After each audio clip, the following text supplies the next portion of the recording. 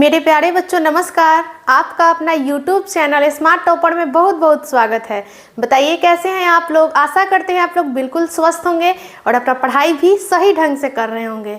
तो बच्चों आज का जो हमारा क्लास है वो बहुत ज़्यादा इम्पॉर्टेंट होने वाला है, क्योंकि आज हम लोग पढ़ने वाले हैं संस्कृत के विषय को। तो संस्कृत में हम लोग आज क्या पढ़ने वाले हैं, तो संस्कृत में आज हम लोग पढ़ने वाले हैं 2020 के प्रथम पाली और द्वितीय पाली में पूछे गए 120 ऑब्जेक्टिव क्वेश्चन। क्योंकि पहले बच्चों 2020 तक 60 ही ऑब्जेक्टिव क्वेश्चन पूछे जाते थे और 2021 से 100 क्वेश्चन पूछे जाते हैं, लेकिन पहले 60 ही क्वेश्चन पूछे जाते थे। तो प्रथम पाली के 60 प्रश्न और द्वितीय पाली के 60 प्रश्न कुल हो गए 120 प्रश्न।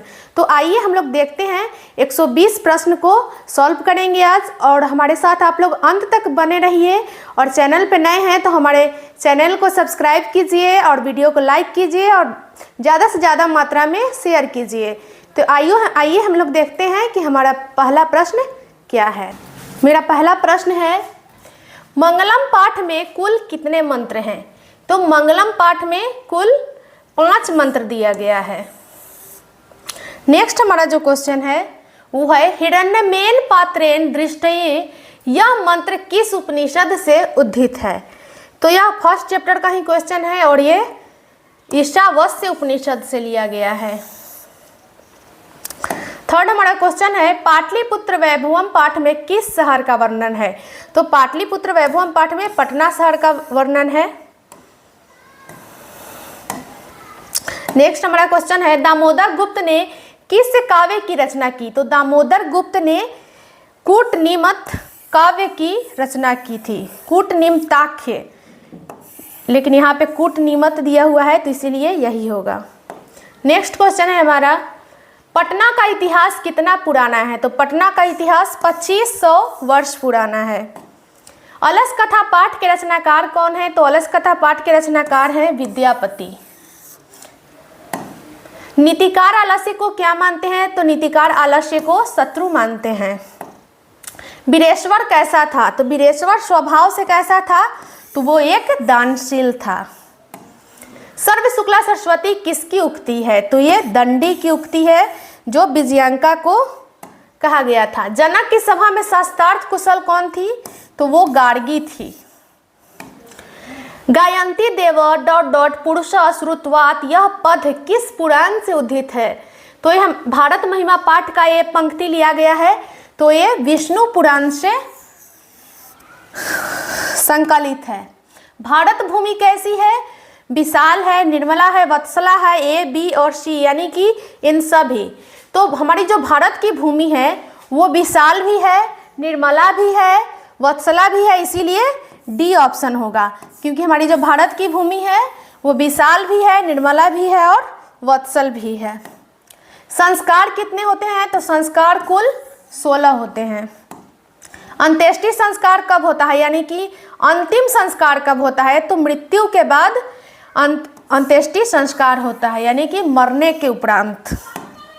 पानी ग्रहण किस संस्कार में होता है। तो यह विवाह संस्कार के अंतर्गत आता है।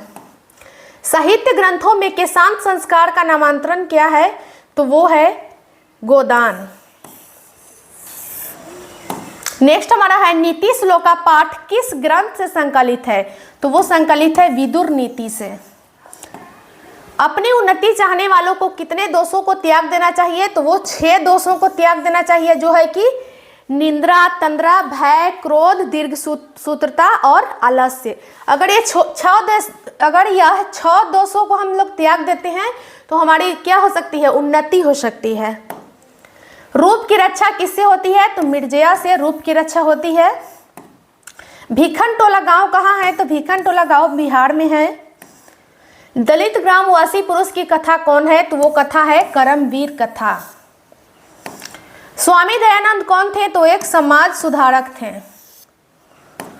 आर्य समाज संस्था के संस्थापक हैं दयानंद। स्वामी दयानंद का जन्म किस गांव में हुआ था। तो वो हुआ था टंकारा गांव में। वाल्मीकि रामायण से कौन सा पाठ संकलित है। तो वो मंदाकिनी वर्णम पाठ संकलित है। मंदाकिनी वर्णम पाठ में किस नदी का वर्णन है। तो वो गंगा नदी का वर्णन है। व्याघ्रपथिक कथा पाठ में किसके दुष्परिणाम का वर्णन किया गया है? तो लोभ नहीं ज्यादा करना चाहिए।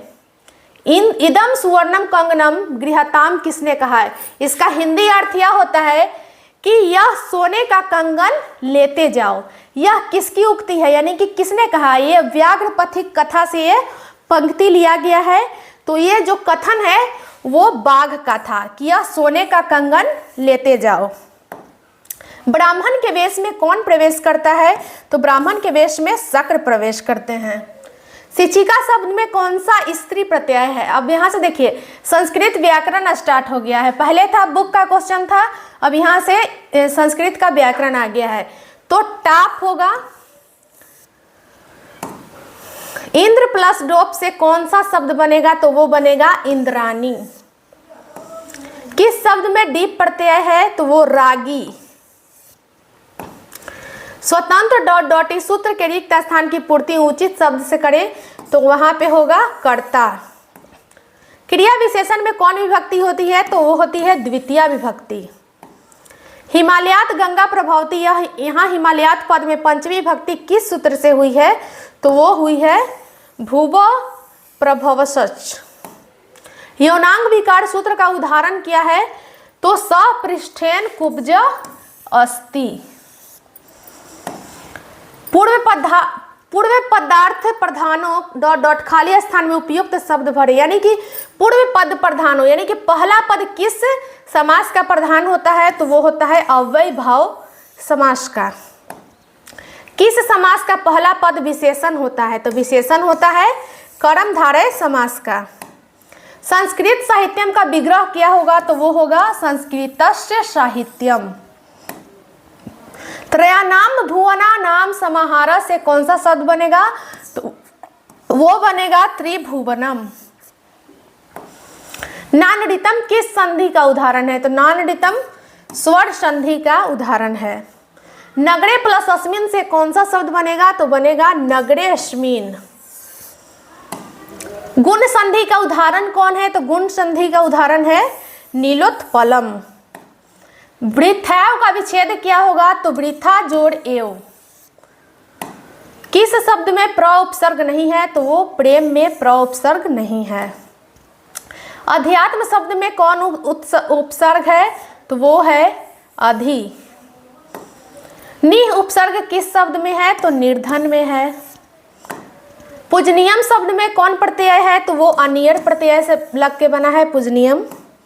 लिख जोड़ ल्यूट से कौन शब्द बनेगा? तो वो बनेगा लेखनम। किस शब्द में श्रित प्रत्यय है? तो वो पालयन में है। कृतवान में कौन प्रत्यय है? तो कृतवान में प्रत्यय हो जाएगा कतवतु। किस शब्द में दा प्रत्यय नहीं है? तो बहुधा में दा प्रत्यय नहीं है। लघुतम में कौन सा तद्धित प्रत्यय है? तो लघुतम में हो जाएगा तमप प्रत्यय। त्वा प्रत्यय से बना शब्द कौन है? पुरुषोत्तम। असी किस धातु का रूप है? तो वो है अस धातु का रूप। सरसी स्नात्वा सुवर कंगनम गृहाना वाक्य का क्रियापद गृहाना किस लकार का रूप है? तो वो है लोट लकार का। गच्छेत किस पुरुष का रूप है? तो वो है प्रथम। नेक्स्ट हमारा क्वेश्चन है राजसु में कौन विभक्ति है? तो वो है सप्तमी विभक्ति। कह किस शब्द का रूप है? तो कीम शब्द का रूप है। साधु शब्द के सप्तमी एकवचन का रूप कौन है? तो साधव। नेक्स्ट है अलिक। अब यहां तक देखिए बच्चों, जो प्रथम पाली के 60 ऑब्जेक्टिव क्वेश्चन थे वो उसको हम लोगों ने सॉल्व कर लिया है। उसको हम लोगों ने क्या किया है? सॉल्व कर लिया है। प्रथम पाली के 60 ऑब्जेक्टिव क्वेश्चनों को हमने सॉल्व कर लिया है। अब देखते हैं द्वितीय पाली के 60 क्वेश्चंस को। तो ऐसे ही आप हमारे साथ बने रहिए। देखिए द्वितीय पाली यहाँ से स्टार्ट होता है। तो पहला प्रश्न क्या है? अलिखत किस लकार का रूप है? तो अलिखत रूप है लंग लकार का। पचेत किस धातु का रूप है? तो वो है पच धातु का रूप। मतीसु में कौन सी विभक्ति है? तो मतीसु में सप्तमी विभक्ति है। अकुर्वन में कौन सी धातु है? तो अकुर्वन में क्री भवता किस शब्द का रूप है? तो वो है भवत। किसकी महिमा का सर्वत्र गाई जाती है? तो भारत की महिमा सर्वत्र गाई जाती है। भारत की शोभा से कौन प्रसन्न होते हैं? तो भारत की शोभा से ईश्वर प्रसन्न होते हैं। शैशव संस्कार कितने हैं? तो शैशव संस्कार कुल 6 होते हैं। चरित्र का निर्माण किससे होता है? चरित्र का निर्माण संस्कारों से होता है। अंत्येष्टि संस्कार कब होता है? मरने के बाद अंत्येष्टि संस्कार होता है। लता शब्द के तृतीय बहुवचन का रूप कौन सा है? तो लता भी होगा। वच जोड़ कतवा से कौन सा शब्द बनेगा? तो उक्तवा। सहनीय में कौन सा प्रत्यय है? तो वो है अनियर। श्रीमान में कौन सा तद्धित प्रत्यय है? तो वो है मतुप। लौकिक में कौन सा प्रत्यय है? तो वो है ठक प्रत्यय। गोदान किस संस्कार का मुख्य कर्म है? तो वो है केशांत। नीति श्लोक का पाठ महाभारत के किस पर्व से संकलित है? तो उद्योग पर्व से संकलित है। महाराज धृतराष्ट्र के प्रश्नों का समुचित उत्तर कौन देते हैं? तो मंत्री विदुर देते हैं। अपृष्टो बहुभाषित किस पाठ की उक्ति है? तो ये उक्ति है नीति श्लोका पाठ की। परम तृप्ति देने वाली क्या है? तो परम तृप्ति देने वाली विद्या है। मित्र जोड़ तल का निष्पन्न रूप क्या है? तो वो है मित्रता। नेक्स्ट हमारा क्वेश्चन है त्रय ... चरंती खाली स्थान में उचित विकल्प क्या होगा? तो उचित विकल्प होगा मृगा। यहाँ पे मृगा हो जाएगा। श्रु जोड़ तुमुन का निष्पन्न रूप क्या होगा? तो श्रोतुम। वृद्धा का प्रकृति प्रत्यय होगा वृद्धा जोड़ कत। यहाँ पे डॉट नहीं होगा, सिर्फ वृद्धा जोड़ कत होगा।